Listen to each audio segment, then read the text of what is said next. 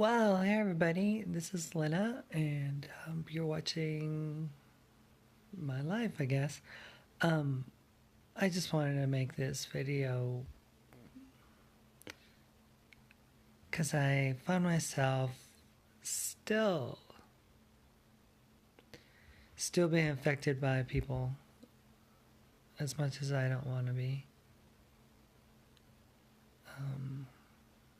I guess it's just something that I've always had to deal with. Always had to deal with rejection and negativity and meanness.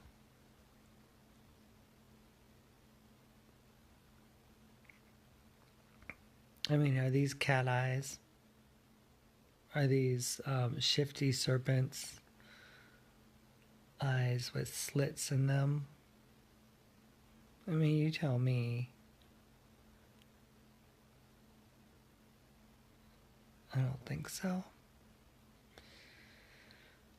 But that's what people seem to like to say, you know? And am I being seductive here on this video? Is that what you see? A person being seductive? Or am I just being honest? Am I just being truthful? Am I just being real? I mean, it doesn't get more real than waking up in the morning and making a video. It doesn't get more real than that. I have nothing to hide. I have nothing to be ashamed of. I have nothing to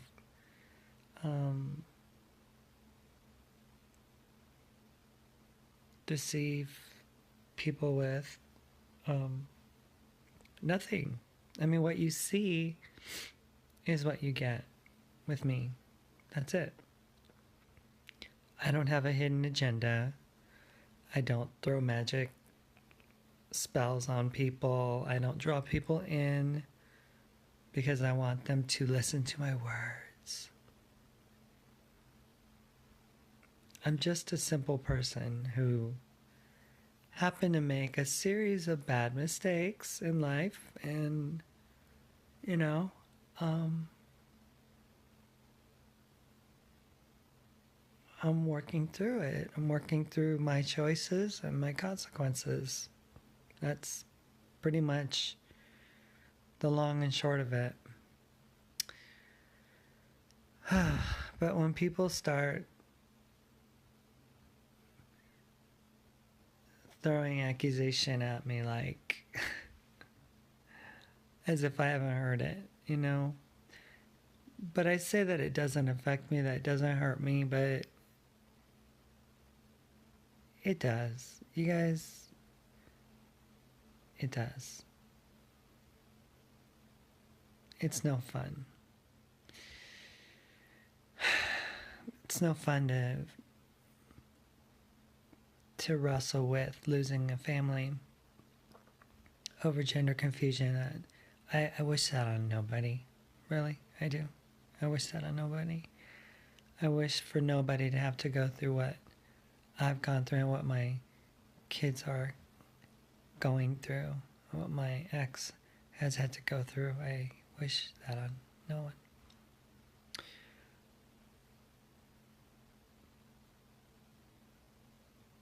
But constantly reminding someone about the mistakes they've made, constantly telling someone that that's something that they're gonna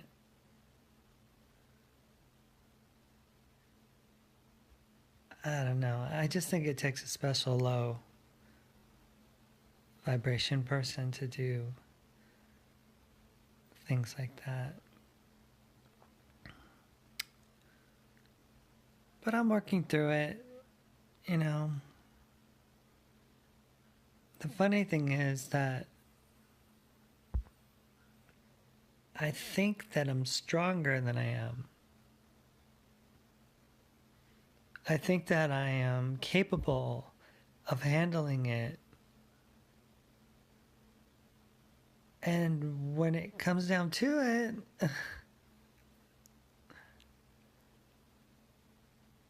it's like it goes, like a rock gets dropped into like a pool of water, and then it goes down, and you see the waves that the rock is making, and how it affects the rest of the otherwise calm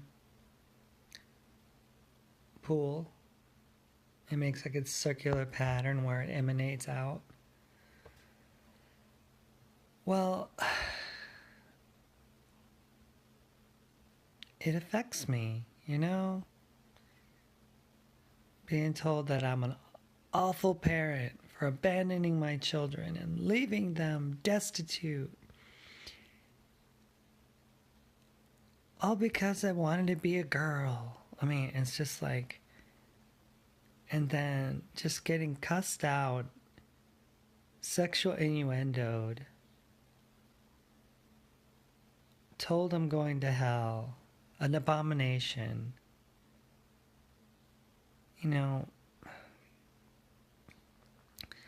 Sorry to say, but Christians, your way of dealing with people has caused more murder, more suicide, more brokenness than anything that you've ever wanted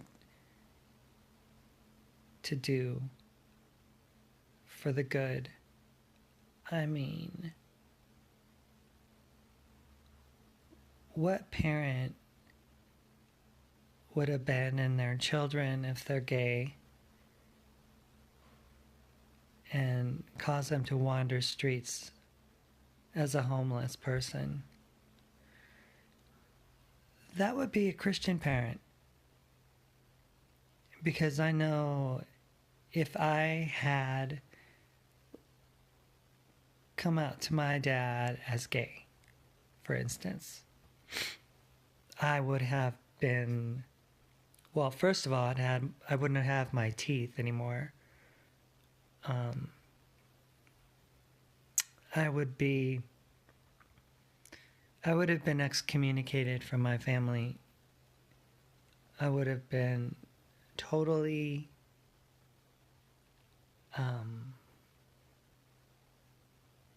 discarded as a member of my family. And, honestly, one of the reasons that I didn't come out back then, because I know I was struggling with my homosexuality back then, that I couldn't face the rejection.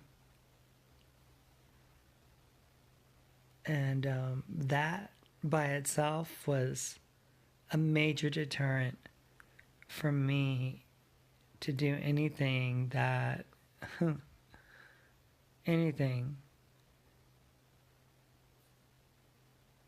that wouldn't have been the status quo for how I was being brought up. So I played the good old Christian game as long as I could. I really did. I tried to cross all my T's and dot all my I's, and I was saying the right things.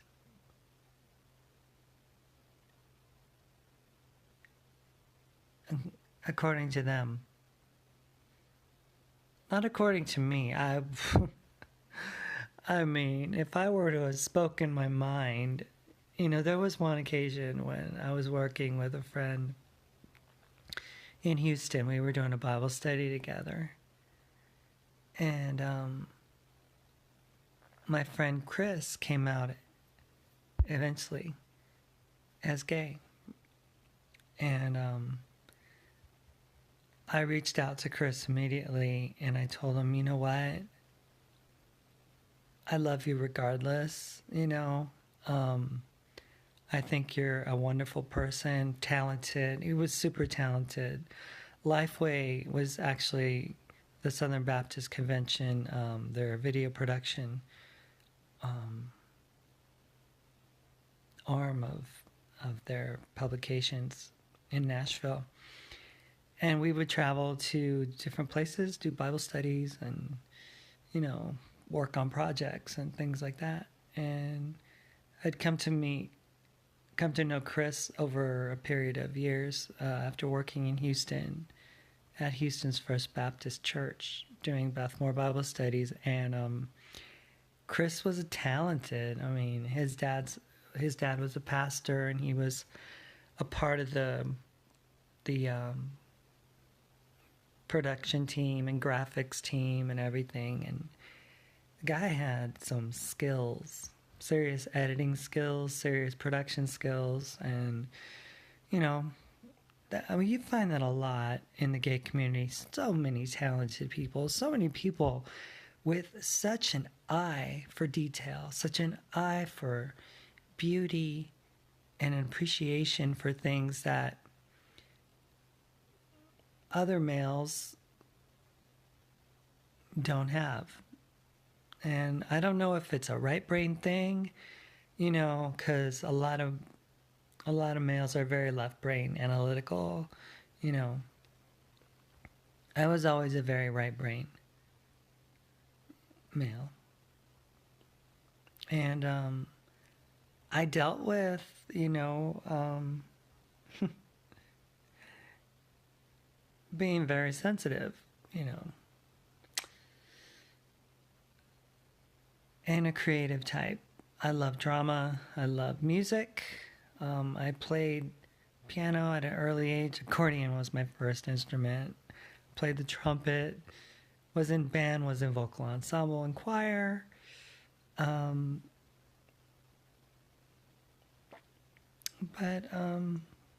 Chris was a great guy. And I remember we were driving down I-65 heading towards Atlanta or something, and my director friend Bill, he starts to bring up the conversation of Chris and Chris being gay. You know, it was like, I can't believe, can you guys believe that Chris, I mean, we wanted him to be recruited for us and to do this, you know, to be a part of our team in Nashville. And he's a good, talented kid, but oh my gosh, who would have known that he was gay? And then I just saw all of my friends in the car at the time just gang up on Chris and say, yeah, you never know when there's a snake amongst you. You know, snake in the grass, hiding. You know, never know. You never want to trust people, you know. We almost had him come over to Nashville to work with us. And it was like, I am so glad that I didn't, you know, submit his resume. You know. So I'm listening to all this, and I'm like, I'm just silent. Because I was dealing with my own gender confusion stuff, and holy crap. If they would have known back then, they would have probably thrown me out of the car. Literally. Literally. That's what Christians do. They hate. They do a good job at hating people. And if they don't do a good job at hating people, which is sometimes something that is beneath even them, then they'll condone they'll condemn your behavior and say, you know, that you're going to hell and that, you know, you need Jesus and you need to repent and, you know, I love you, but it's always the I love you, but. I love you, but. It's not I love you regardless. It's not I love you through it. It's not I love you in spite of. No. It's I love you, but. but that's how they work. So I'm listening to how they basically filleted Chris, you know. And I reached out to Chris and I was like, Chris, I'm so sorry. Has anyone from Lifeway contacted you? Have they said anything? And he's like, no, they just ignore me as if I never even existed. As if I was never even around. And I was like, I am so sorry, but know this, that I will never do that to you. And I understand more than you know. And that's what I said. I didn't want to out myself even then. But a year or two later, here I am, struggling with my gender to the point of like not knowing what I was going to do, finding no solutions with my then wife and I, who were struggling, working through this issue, that I had. It was like so devastating to everybody. My world, it turned upside down. It did. It turned upside down, and I didn't know what to do. And I was so scared. I was so scared because I knew what it meant. I knew that this meant that I would lose everybody. Everybody. But I was helpless to do anything about it. Because that's what gender dysphoria is like. I know that there are many people who understand those feelings that I was feeling. And I just wanted to say that it comes after years of trying to figure things out, trying to work through things personally that affect you in a way that really, really do a lot of damage to you emotionally, psychologically, spiritually. So my wife and I would talk a lot for like 2 years behind closed doors. We homeschooled our kids. Our kids were a very big priority to me and to her. And their education was very, very important. So we would sacrifice a lot of things in order to give them that education that they needed and the attention that they needed. So for years, I was a really great parent. I really did do everything that I could, through this struggle, through all the issues of gender and everything. I would try to brush it off and put my best foot forward and do what I had to do. And I did. And somewhere along the line, the wagon just couldn't pull the get down the road anymore. I broke down in the middle of life at the age of 41. I'm 49 now. Yep, 40. Well, no, I'm not 49. I'll be 49 in 11 days, I think. And life has taught me so much in the time since I walked out into a cold November morning, packed the things that I had up, and left home. It didn't just happen overnight, though. It got to a place where I couldn't handle anything anymore. And I was presented with ultimatums that I felt compelled to abide under. And one of the biggest things was not to be an embarrassment to my children. So, thankfully for them, they haven't had to deal with having a trans parent in their lives. And people want to call me selfish for doing that and for pulling away like that. But I thought it was best. I thought it was loving to not force them and drag them into my problems. And some of you might call me a bad parent, and I'll take it. I know it'll hurt, because I know I wasn't. I know I'm not.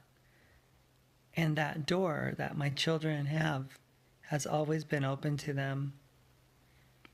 I've even tried to detransition for them. And, you know, when you do things for people and you don't do it for yourself first, I know it sounds selfish, but it's tough to follow through. It really is, because let's face it, I'm not the same person that I was back then. Not even close. I mean, so I look back at those times and I think to myself, had you not gone through what you're going through or what you did, you wouldn't be the person that you are today. I mean, I was trapped in Christianity. And I mean trapped, like stuck. Like I didn't know what to do. And now I feel this sense of freedom, not just because I get to do what I want to do, because I don't even do that, you know, it's not about that. I just have a new sense of understanding of who I am. And I could never go back to the old system, to the old ways, to the old empirical belief system that condemned me and placed me in judgment and had me living in fear for most of my life. I don't have to go there anymore.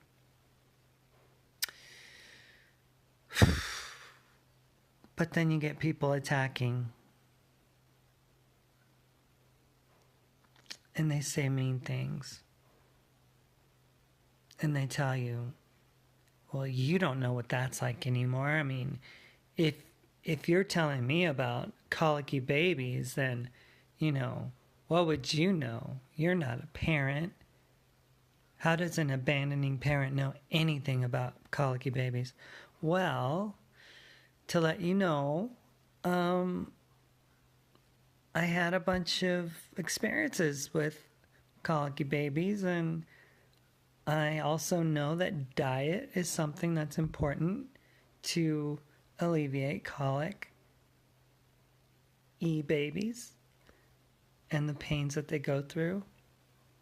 And I just wanted to say that that could help, you know, if you change your diet, if your wife changes her diet, because whatever the baby eats is only from what mother put in her tummy before. So if you don't want a baby to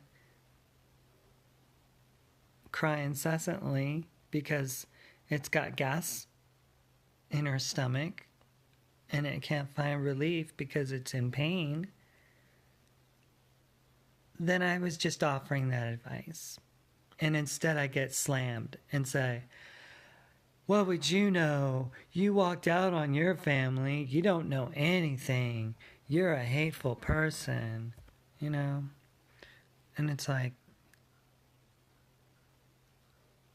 why does everything have to be an accusation with Christians? I mean, why not just be respectful of other people's beliefs? Why not just honor their humanity? And if they're not where you're at, why beat them over the head? You know, why resort to calling people an abomination?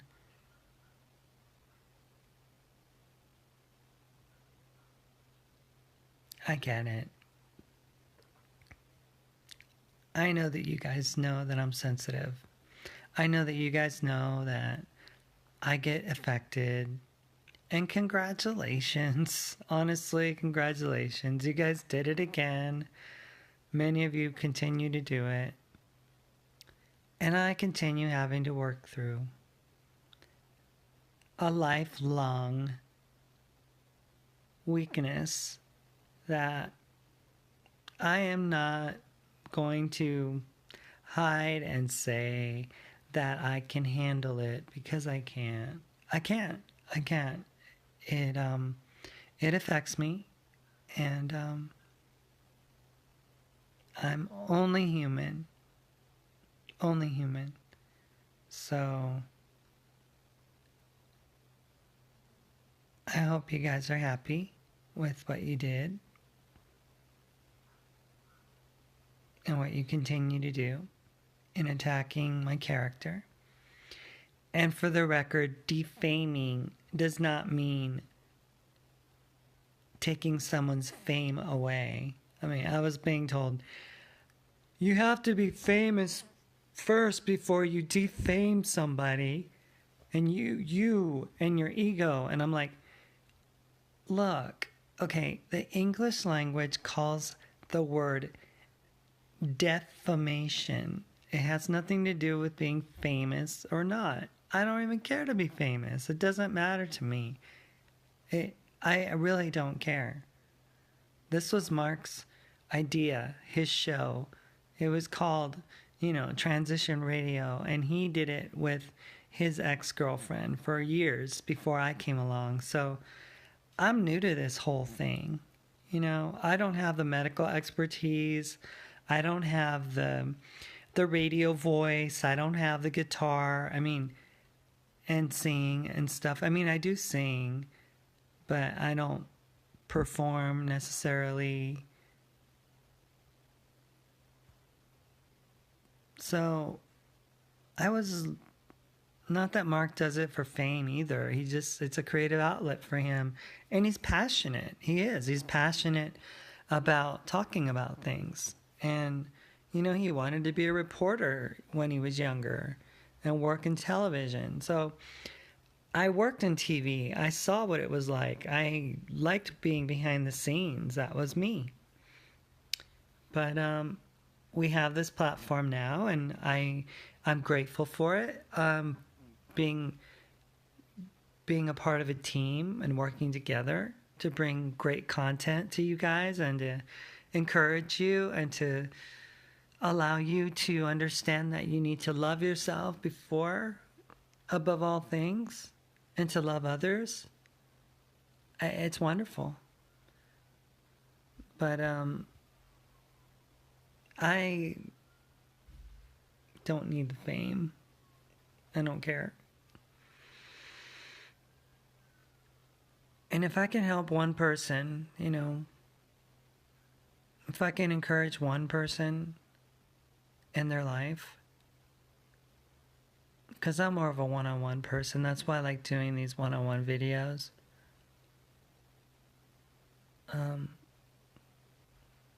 then I'll have done what I needed to do. I just want to help those who feel like they have nowhere else to turn, and to encourage you and to let you know that you're loved, and that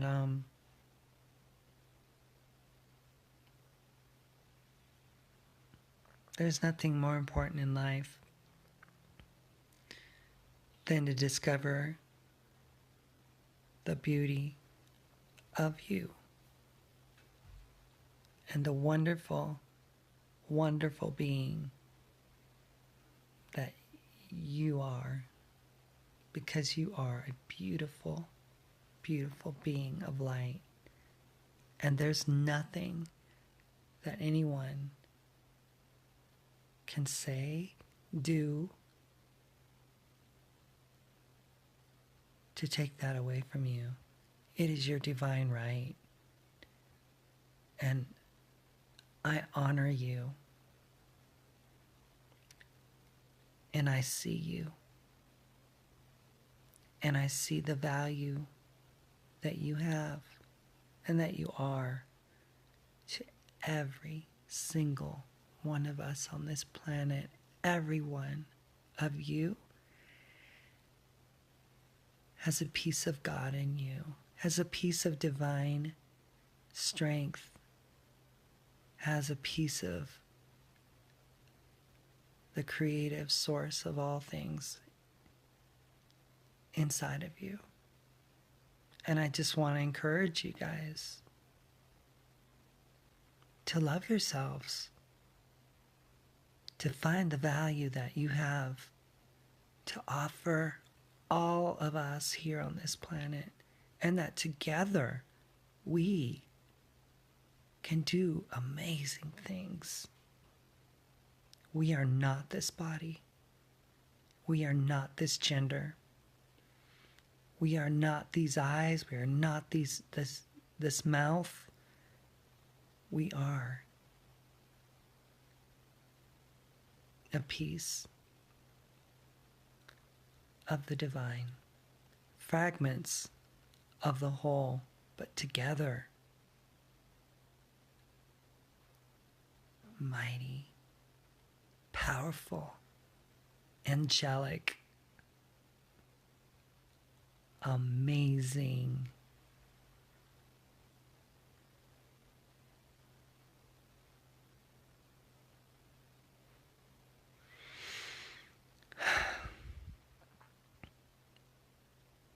I'm learning. I hope this encourages somebody, and I hope that you guys understand that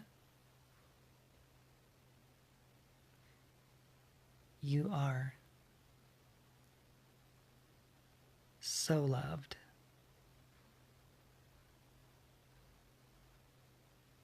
You are amazing. You are beautiful. If no one tells you that, please understand. I tell you that, and I see you from the bottom of my heart. I just want to let you guys know that I love every single one of you, and all of my enemies, all of you who think that you're doing something positive by accusing and hurting other people. I just want to let you know that you're just doing your job, and thank you, because you make me dig deeper and to understand that I am still working on things that I struggle with. So you bring the obstacle and you bring the challenge, and I have to grow. So thank you. Thanks for doing your job. We all have a role to play, and I don't wish anything bad or evil towards you. I love you, and I hope that you too can grow through adversity, negativity, pain, accusation, and that someday you would understand that what you're doing helps no one, and in the end, hurts you. I guess I've rambled long enough. Thank you guys for listening, and I will be on with Mark later on this evening on our show at Real Talk with the Cummings, and we look forward to hanging out with you guys in the chat, talking.